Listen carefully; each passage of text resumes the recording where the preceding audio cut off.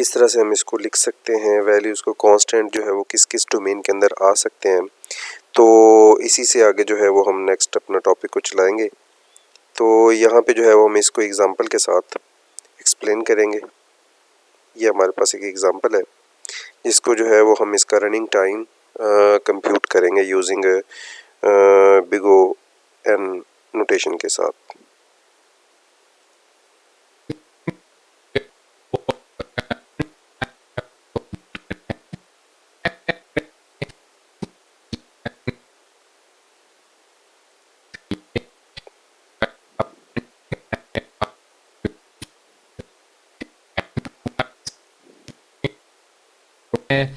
और फिर उसके ऊपर आप लोगों ने रेट ऑफ ग्रोथ फाइंड करना है। और रेट ऑफ ग्रोथ में फिर जो मैंने आपको बताया था कांस्टेंट लो ऑर्डर टर्म, ये ऑटोमेटिकली रिमूव हो जाती हैं। अब इस स्लाइड में आपको दो एल्गोरिथम व्यू हो रहे हैं, और पहले एल्गोरिथम ये हम पहले सॉल्व कर चुके हैं यानी पिछले इसमें। अब इन तमाम कास्ट को कैलकुलेट करें तो यहाँ पे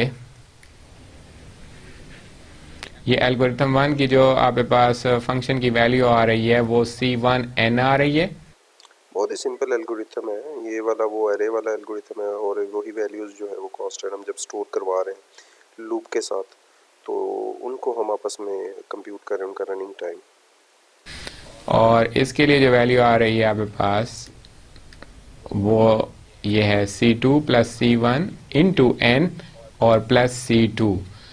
अब अगर आप इसका रेट ऑफ ग्रोथ फाइंड करेंगे या ऑर्डर ऑफ ग्रोथ फाइंड करेंगे तो आप पहले तो इस कोएफिशिएंट को रिमूव करेंगे, तो इधर से n ऑटोमेटिकली बाहर आ जाएगा। और इधर से आप लोग जो है पहले इसके कोएफिशिएंट को हटा दें जो इसके साथ मल्टीप्लाई हो रहे हैं, और प्लस इसके साथ जो कांस्टेंट है वो उनको भी आप लोग हटा दें। अब जब हम इनको क्रॉस कर लेंगे जिनको मैंने सर्कल किया है तो ऑटोमेटिकली आपके पास ऑर्डर ऑफ ग्रोथ जो है वो फाइंड हो जाएगी। तो ये एक प्रोसेस है कि जो भी एल्गोरिथम आपको गिवन हो आप उसके आप रन टाइम कंप्यूट करें in the form of cost में, जैसे कांस्टेंट वैल्यू आप उसकी कंसीडर करें C1 C2 हर स्टेप की, और फिर उसकी एक जनरल इक्वेशन बनाएं यानी कि आप फंक्शन डिफाइन करें, और उसके बाद फिर आप लोगों ने ऑर्डर ऑफ ग्रोथ फाइंड करना है। क्लियर? तो ये कुछ स्टेप्स हैं, 3 स्टेप हैं। पहले आप सूडो कोड लिखें यानी एल्गोरिथम लिखें। सेकंड में आप लोगों ने उसका रन टाइम कंप्यूट करने के लिए उनको यानी कि कांस्टेंट वैल्यू के थ्रू कास्ट असाइन करें C1 C2 C3, और उसके बाद जो है आप उसकी एक जनरल फंक्शन या जनरल इक्वेशन बनाएं, और जब जनरल इक्वेशन बन जाए तो उसके बाद फिर आप उसका रेट ऑफ ग्रोथ जो है वो फाइंड कर सकते हैं। ये तो मैंने आपको सिंगल फंक्शन का बताया। और जब हम एसिम्प्टोटिक एनालिसिस करेंगे तो उसके लिए कम से कम हमारे पास 2 फंक्शंस जो हैं वो अवेलेबल होने चाहिए ताकि हम उसका उन दोनों फंक्शंस को कंपेयर कर सकें कि किसके रेट ऑफ ग्रोथ जो है वो हाई है और किसके जो रेट ऑफ ग्रोथ जो है वो स्लो है। अब एक नेक्स्ट एग्जांपल में नेस्टेड लूप है। ये एग्जांपल भी हम ऑलरेडी सॉल्व कर चुके हैं प्रीवियस स्लाइड में। दोबारा हम इसको रेट ऑफ ग्रोथ के मुताबिक यानी इसका रन टाइम कंप्यूट करना चाहते हैं। वही है, प्रोसेस सेम है कि हम इनकी कास्ट जैसे सम ये असाइनमेंट की कास्ट C1, फर्स्ट लूप की कास्ट C2, सेकंड भी लूप है। तो ये एग्जांपल पुरानी है लेकिन इसको हम रेट ऑफ ग्रोथ के ज़रिए इसकी रनिंग टाइम फाइंड आउट कर रहे हैं, तो इसमें मतलब आपको जो है वो आसानी से समझ आ जाएगी कि हम किस तरह से रेट ऑफ ग्रोथ जो है वो फाइंड आउट कर सकते हैं किसी भी एल्गोरिथम का। तो वो देखते हैं। इसकी भी C2, और ये आपके पास एरे को सम किया जा रहा है, तो ये एक डिफरेंट असाइनमेंट प्लस एडिशन का काम है, तो इसके लिए इसकी कास्ट जो है वो C3 हो गई। आप लोग इसकी जनरल इक्वेशन बना लें जिसको मैंने ये अभी अंडरलाइन कर दिया है।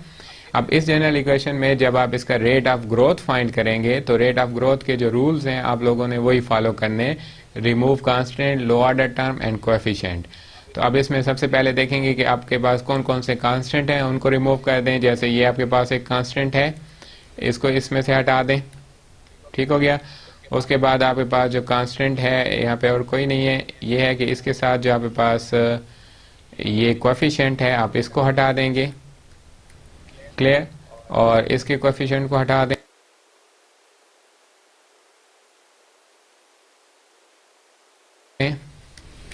इसको भी मैं क्रॉस कर रहा हूं, और आपके पास ये जो कोएफिशिएंट है आप इसको भी हटा देंगे। जब ये कोएफिशिएंट हट जाएं तो अब ये जो n प्लस 1 था फर्स्ट टर्म, इसमें से ये इसके साथ कांस्टेंट ऐड हो रहा है। सबसे पहले तो हमने कोफिशिएंट्स को रिमूव किया, उसके बाद जहाँ जहाँ हमें कांस्टेंट्स नज़र आ रहे हैं हम उनको रिमूव करेंगे। आप लोग इसको भी रिमूव कर दोगे और इसके बाद जो है यहाँ पे ये भी कांस्टेंट है, आप इसको भी रिमूव कर दोगे और इनके साथ कोई और कांस्टेंट नहीं है। तो इधर से फर्स्ट टर्म से आपको मिलेगा n और दूसरे टर्म में आपको मिलेगा n स्क्वायर और तीसरी टर्म से भी आपको जो मिलेगा वो n स्क्वायर होगा, n स्क्वायर। तो जब आप इसको फर्दर एवेल्युएट करोगे तो ये आपके पास हो जाएगा n square 2n square plus n। तो फिर आप लोग इसका रेट ऑफ ग्रोथ का रूल अप्लाई करोगे तो इस लो ऑर्डर टर्म को रिमूव करोगे और प्लस इसके कोएफिशिएंट को भी रिमूव कर दोगे। तो फाइनली आपके पास जो रेट ऑफ ग्रोथ यानी बिगर नोटेशन के मुताबिक जो आपके पास रिजल्ट मिलेगा वो होगा O ऑफ n स्क्वायर।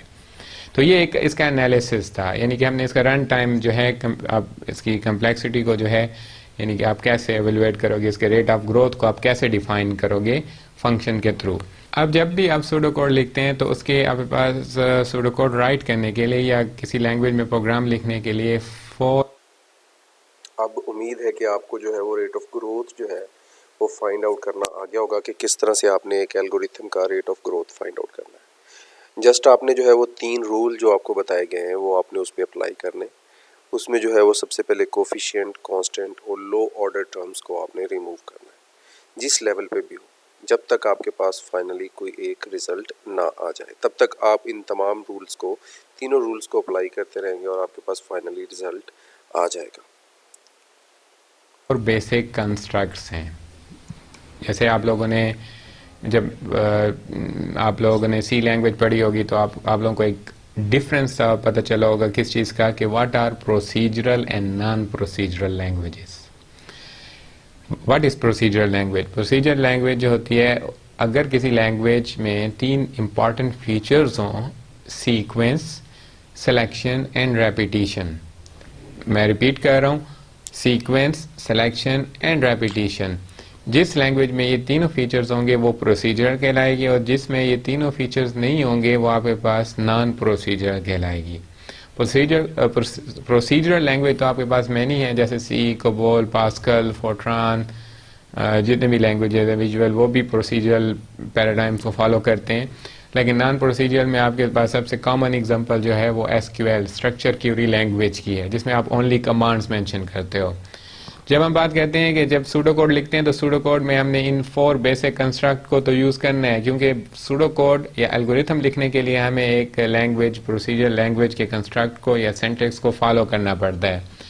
अब हम ये देखना है कि अगर हम कौन सा कंस्ट्रक्ट लगाएं और उसकी फिर हम रेट ऑफ ग्रोथ को कैसे फाइंड करेंगे। फॉर एग्जांपल, अगर एक सूडो कोड के अंदर इफ स्टेटमेंट आ गई है तो हम इसके रेट ऑफ ग्रोथ कैसे फाइंड करेंगे, और अगर उसमें एक सिंपल लूप आ रही है आपके एल्गोरिथम में तो फिर हम उसका रेट ऑफ ग्रोथ कैसे फाइंड करेंगे।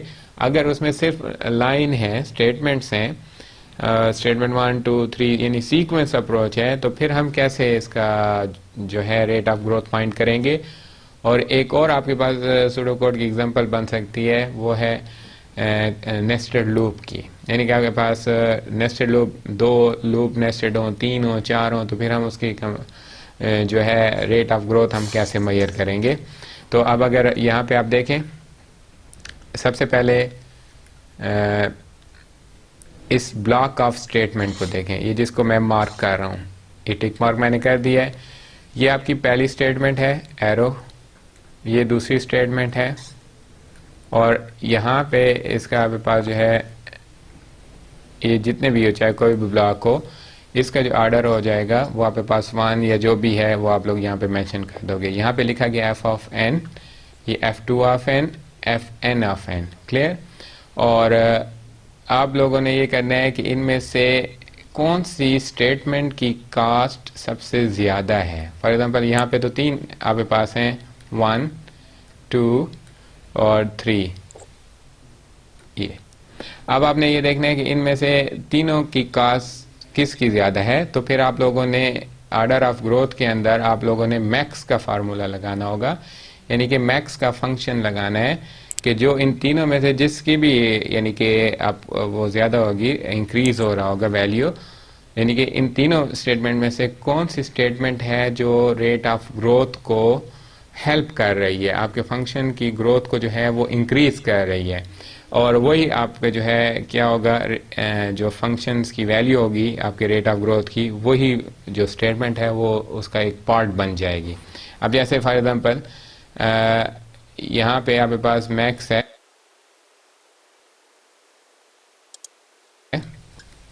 आप लोगों ने लगाया, पहली वैल्यू आपके पास स्टेटमेंट में आ गई n, दूसरी n प्लस 5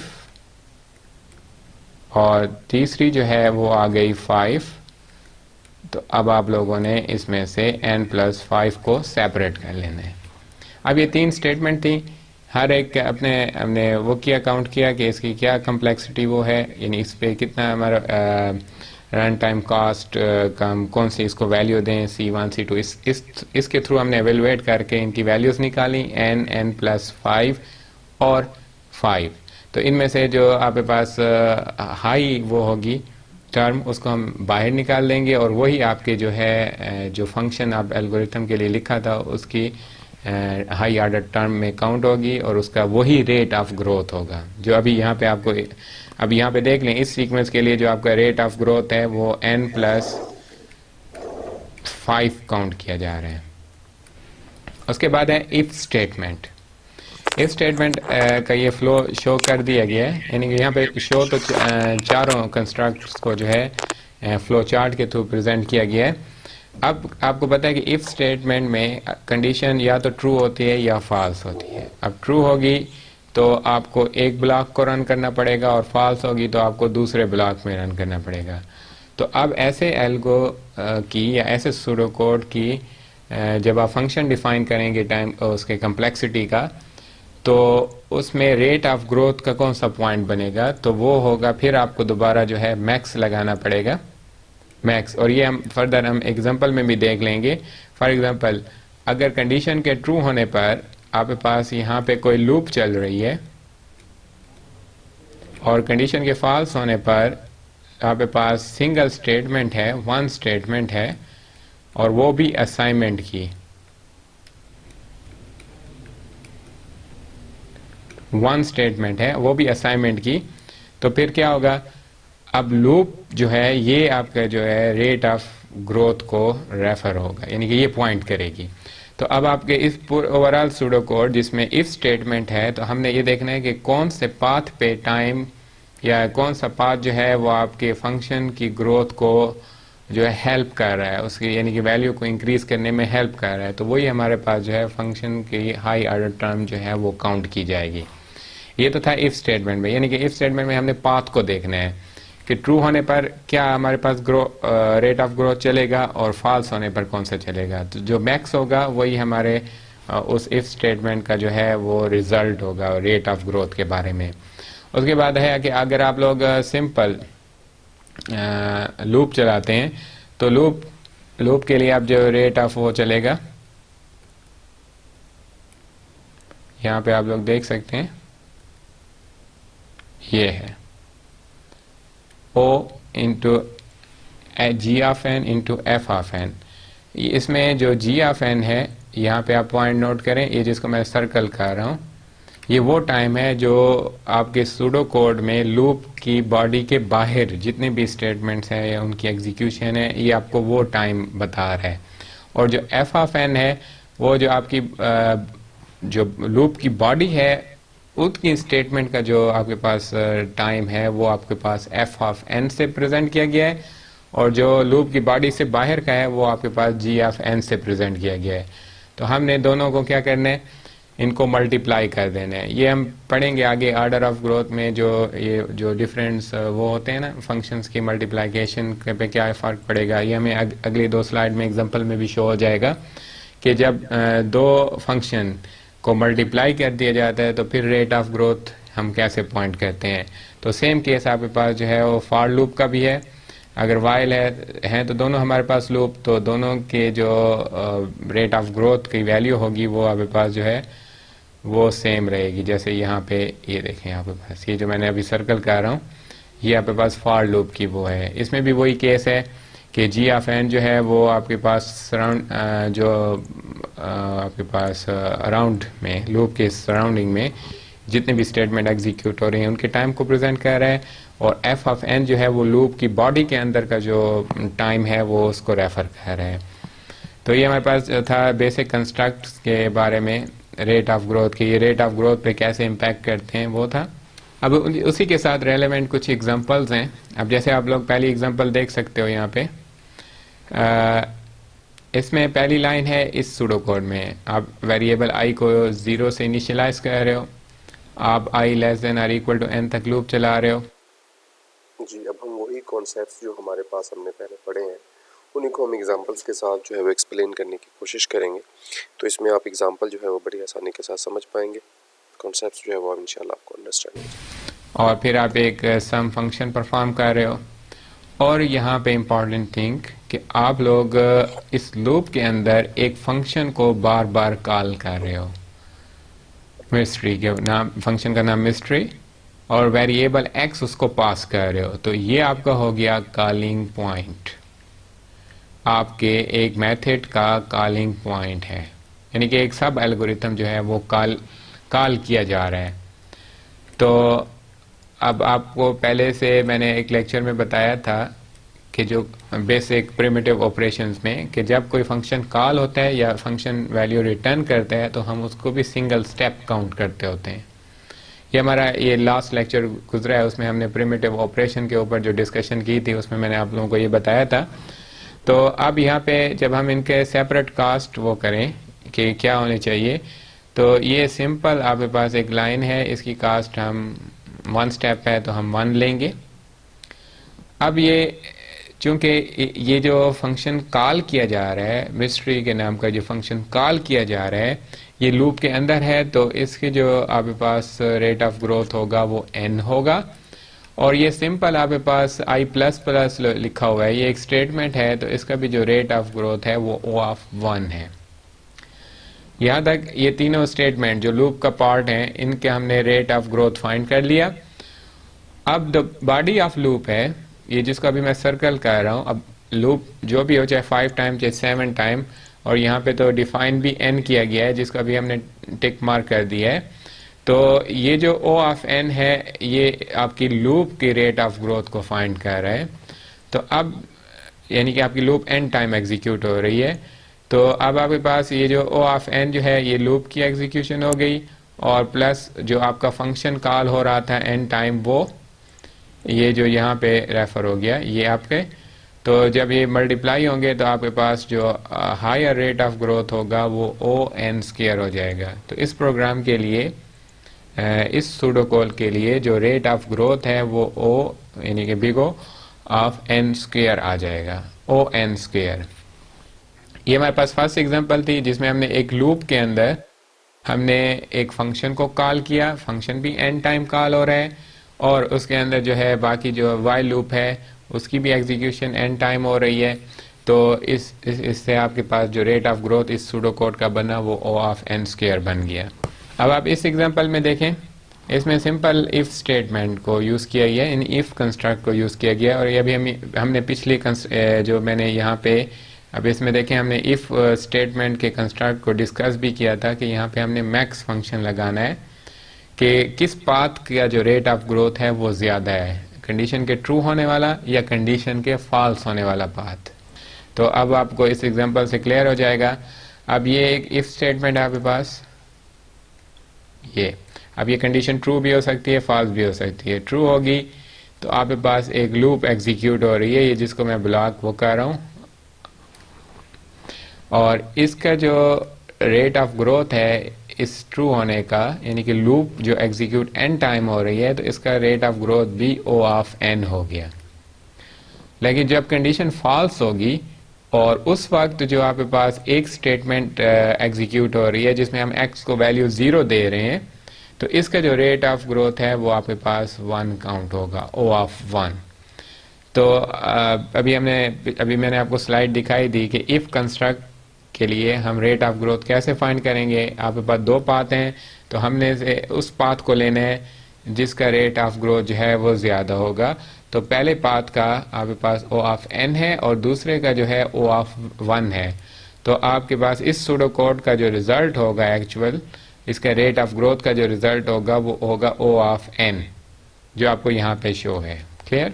आज के लेक्चर की मैं आपको एक ब्रीफ समरी देना वो करूँगा कि आज हमने पढ़ा क्या है। स्टार्ट में हमने ये देखा कि रेट ऑफ ग्रोथ हमने फाइंड करना था, लेकिन रेट ऑफ ग्रोथ फाइंड करने से पहले हमने ये पढ़ा था कि अगर हमारे पास एक एल्गोरिथम जो है वो अगर हमारे पास एग्जिस्ट है और हम ये देखना चाहते हैं कि उसकी जो कंप्लेक्स जी, यहाँ तक जो है वो आपको आइडिया हो गया कि हमने जो है वो किस तरह से जो है वो रेट ऑफ ग्रोथ जो है वो फाइंड आउट करना है। एल्गोरिथम्स का एग्जांपल्स के साथ हमने कोशिश की उसको एक्सप्लेन करने की। अब जो है वो हम समरी जो है वो देंगे कि किस तरह से हमने ये पूरा लेक्चर जो है वो डिफरेंट पार्ट्स में डिवाइड किया था और उसके अंदर हमने क्या क्या डिस्कस किया है और हमें क्या क्या जो है वो इसमें सीखने को मिला है। एक्सिटी वो परफॉर्मेंस वो क्या है, तो उसके लिए हमारे पास जो है 3 चॉइसेस हैं। फर्स्ट चॉइस जो है, हम उस एल्गोरिथम को डिस्कस करते हैं on the base of number of execution पे, यानी एग्जीक्यूशन टाइम पे, नंबर ऑफ एग्जीक्यूशन टाइम पे। अब एग्जीक्यूशन टाइम जो होता है किसी भी एल्गोरिथम को, वो डिपेंड करता है आपके कंप्यूटर सिस्टम पे। तो आपको ये पता है कि जैसे आपके हार्डवेयर जो है वो रैपिडली चेंज हो रहे हैं, तो आप ये डिसाइड नहीं कर सकते कि आपका एल्गोरिथम अगर एक सिस्टम के लिए सही वर्क कर रहा है तो हो सकता है अगर हम इसको किसी दूसरी मशीन पे रन करें तो ये आपको उतनी परफॉर्मेंस दे सके। तो ये हमारे पास फर्स्ट चॉइस थी। सेकंड चॉइस में हम ये देखते हैं कि हम एल्गो को, अपने सूडो कोड को जो है नंबर ऑफ स्टेप की बेस पे डिसाइड करना चाहें कि ये बेस्ट एल्गोरिथम है जिसमें नंबर ऑफ स्टेप कम होंगे और जिसमें नंबर ऑफ स्टेप ज़्यादा होंगे तो वो बेस्ट नहीं होगा। तो इस पे भी हम नहीं कर सकते क्योंकि नंबर ऑफ स्टेप जो होते हैं वो डिपेंड करते हैं आपके प्रोग्रामर के स्टाइल पे, कि वो आपका जो प्रोग्रामर है वो किस टाइप के स्टाइल को जो है अडॉप्ट करता है एक प्रोग्राम लिखने के लिए या आपके एल्गोरिथम को जो है वो इम्प्लीमेंट करने के लिए। फॉर एग्जांपल, बाज़ प्रोग्रामर होते हैं जो रिकर्सिव अप्रोच को फॉलो करते हुए प्रोग्रामिंग करते हैं, बाज़ जो होते हैं इटरेटिव अप्रोच को फॉलो कर लेते हैं। इसी तरह जैसे एक हमने एग्जांपल भी ली थी कि हमने एक एरे के एलिमेंट्स को इनिशियलाइज करना था विद वैल्यू 0। तो अब दो एल्गोरिथम मैंने आप लोगों को बताए थे कि पहले एल्गोरिथम में हम हर एलिमेंट को एक अलग-अलग इनिशियलाइज कर दिया और सेकंड एल्गोरिथम में हमने लूप चलाकर, लूप एग्जीक्यूट करके 0 से n-1 टाइम फिर हर एक एलिमेंट को जो है वो 0 से हमने इनिशियलाइज कर दिया। तो अगर हम नंबर ऑफ स्टेप पे कंपेयर करें तो second algorithm will best because ये 2 स्टेप ले रहा है, और जो हमारे पास पहला एल्गोरिथम था जिसमें हमने अलग-अलग एरे के हर एलिमेंट को स्टोर किया है तो उसका जो आपके पास नंबर ऑफ स्टेप बनते हैं वो n बनेंगे। तो अगर हम नंबर ऑफ स्टेप की बेस पे ये डिसाइड करना चाहें तो एल्गोरिथम 2 बेस्ट होगा, लेकिन ये चॉइस हमारे लिए बेटर नहीं है क्योंकि प्रोग्रामर स्टाइल जो है वो डिफरेंट होते हैं। कोई प्रोग्रामर यानी हर प्रोग्रामर जो है वो डिफरेंट अप्रोचेस को फॉलो करता है किसी भी सूडो कोड या एल्गोरिथम को जो है प्रोग्रामिंग फॉर्म में लिखने के लिए। फिर हमारे पास एक ही आइडियल चॉइस बचती थी वो वो ये है कि हम अपने यानी कि जो भी सूडो कोड या एल्गोरिथम होगा या आपके पास प्रोग्राम है, हम उसको प्रेजेंट करें in the form of functions, यानी कि हम उसका एक फंक्शन डिज़ाइन करें। और फंक्शन कैसे डिज़ाइन किया जाता है कि आप अपने सूडो कोड के हर स्टेप को एक कांस्टेंट कास्ट असाइन कर दें, ठीक है, यानी कि रन टाइम आप उसका कास्ट एवेलुएट कर दें हर स्टेप का, और उसके बाद फिर आप उसके लिए एक जनरल इक्वेशन बनाएं जैसे हमने यहाँ इस आज के लेक्चर में की भी थी। और फाइनली फिर हमने उसका जो है वो रेट ऑफ ग्रोथ जो है, यानी कि इनमें से अब जब आपके पास इक्वेशन फंक्शन की बनती है तो उसमें आपको डिफरेंट टर्म मिलती हैं, उसमें से कुछ टर्म ऐसी होती हैं जो आपके फंक्शन की ग्रोथ को यानी कि वैल्यूज़ को इंक्रीज़ करती हैं। तो रेट ऑफ ग्रोथ में हम उन टर्म को फोकस कर लेते हैं जो आपके फंक्शंस की वैल्यू को इंक्रीज कर रही होती हैं, लेकिन बाकी जो कांस्टेंट वैल्यू या लो लेवल के जो वो होते हैं हमारे पास टर्म्स होती हैं उनको हम इग्नोर कर देते हैं. This was the summary of our lecture number 6, and inshallah in next lecture we will discuss what is the asymptotic analysis definitions, और हम इन डेफिनेशंस को एल्गोरिथम को कंपेयर करने के लिए कैसे यूज़ करेंगे.